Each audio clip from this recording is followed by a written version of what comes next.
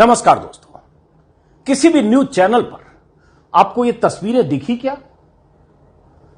ऐसी भीड़ की तस्वीरें किसी भी चैनल से आपको पता चला क्या कि देश की राजधानी दिल्ली में आज लाखों लोग जुटे थे?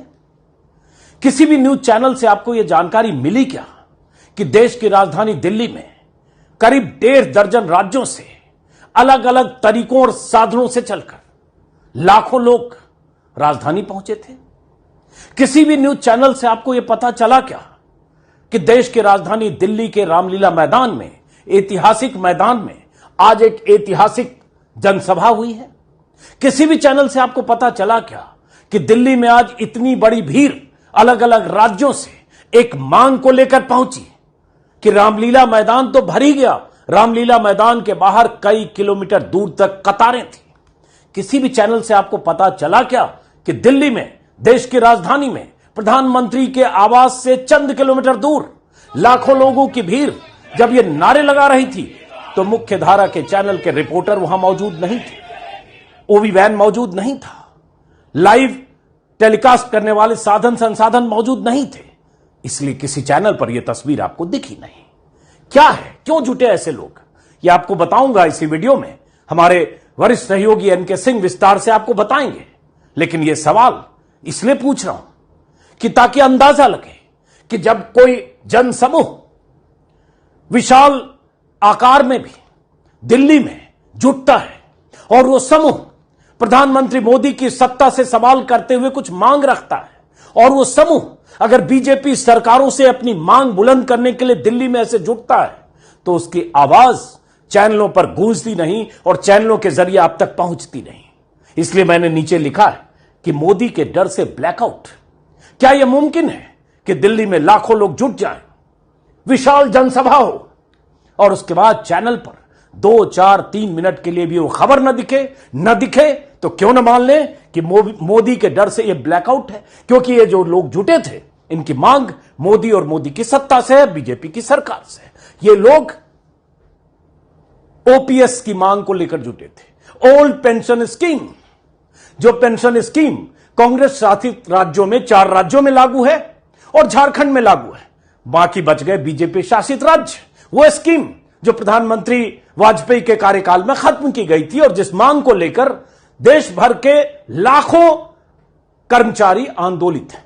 क्या नारे लगे। और फिर कहूंगा एनके सिंह विस्तार से इस पेंशन स्कीम के बारे में कुछ मिनट के बाद इस वीडियो में आप देखेंगे। मेरा मकसद तो यह बताना था कि चैनल कैसे ब्लैकआउट करते हैं अगर आप बड़े जन आंदोलन का किरदार बनकर दिल्ली पहुंचते हैं, लेकिन उस आंदोलन की मांग अगर मोदी की तरफ है तो वो उस आंदोलन की आवाजों को कैसे दबाया जाता है। अब ये तस्वीर देखिए और इस आवाज को सुनिए।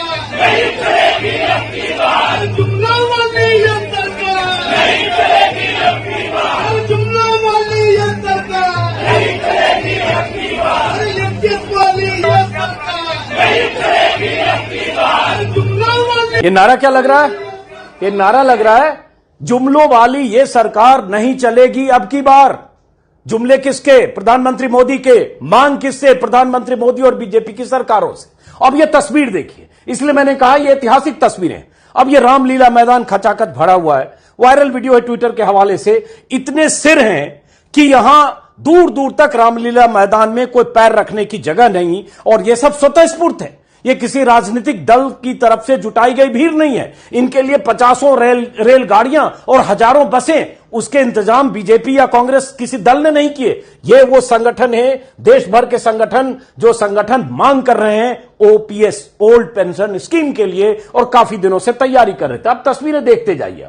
इसी से सोचिए कि इतनी बड़ी खबर को, इतनी बड़ी सभा को, इतने बड़े जनसमूह में उठी मांग को कैसे चैनल्स की तरफ से दबा दिया गया और आप तक ये मांग पहुंची नहीं, आप तक ये तस्वीरें पहुंची नहीं। ये तस्वीर, सारी तस्वीर अभी कुछ घंटे पहले की दिल्ली की है। ये देखिए कैसे ठसाठस सड़कें भरी है, लोग आ रहे हैं, रामलीला मैदान की तरफ बढ़ रहे हैं। ये रामलीला मैदान की तस्वीर है। ऐसी तस्वीर मैंने अन्ना आंदोलन के समय देखी थी। ऐसी तस्वीर तब दिखती है जब प्रधानमंत्री की कोई सभा होती है और बीजेपी के नेता कार्यकर्ता 2 महीने से काम करते हैं, सैकड़ों बसों में, कई बार हजारों बसों में लादकर वहां लोगों को पहुंचाया जाता है, लाया जाता है और उसके लिए तमाम तरह के इंतजाम होते हैं। लेकिन ये ओल्ड पेंशन स्कीम की मांग करके दिल्ली आए लोग थे जिनकी आवाजों को दबाया गया या आप तक नहीं पहुंचाया गया। तो अब विस्तार से सुनिए एनके सिंह क्या बता रहे हैं, इनकी मांग क्या है और यह मांग कैसे मोदी के लिए मुसीबत बनने वाला है, यह मांग कैसे हिमाचल में बहुत बड़ा मुद्दा बना और यह मांग अगर इस तरह से इस बड़े जनसमूह से विस्तार पाकर देश के 1.5 दर्जन राज्यों में ऐसे फैलता है तो 7 महीने बाद, 6 महीने बाद होने वाले लोकसभा चुनाव में इसका क्या असर होगा। और यही असर, इसी का डर तो नहीं कि प्रधानमंत्री मोदी या उनके डर से यह ब्लैकआउट कर दिया गया चैनलों पर। आज की सबसे बड़ी खबर, ट्विटर पर, सोशल मीडिया पर अगर ये वीडियो, ये तस्वीरें नहीं तैर रही होती तो शायद हम जैसे, आप जैसे लोगों को पता नहीं चलता, हालांकि हमारे संवाददाता वहां मौजूद थे। अब एनके सिंह से विस्तार से सुनिए और समझिए कि ओपीएस कैसे बहुत बड़ा मुद्दा अगले 6 महीने में बनने जा रहा है। सुनिए एनके सिंह से।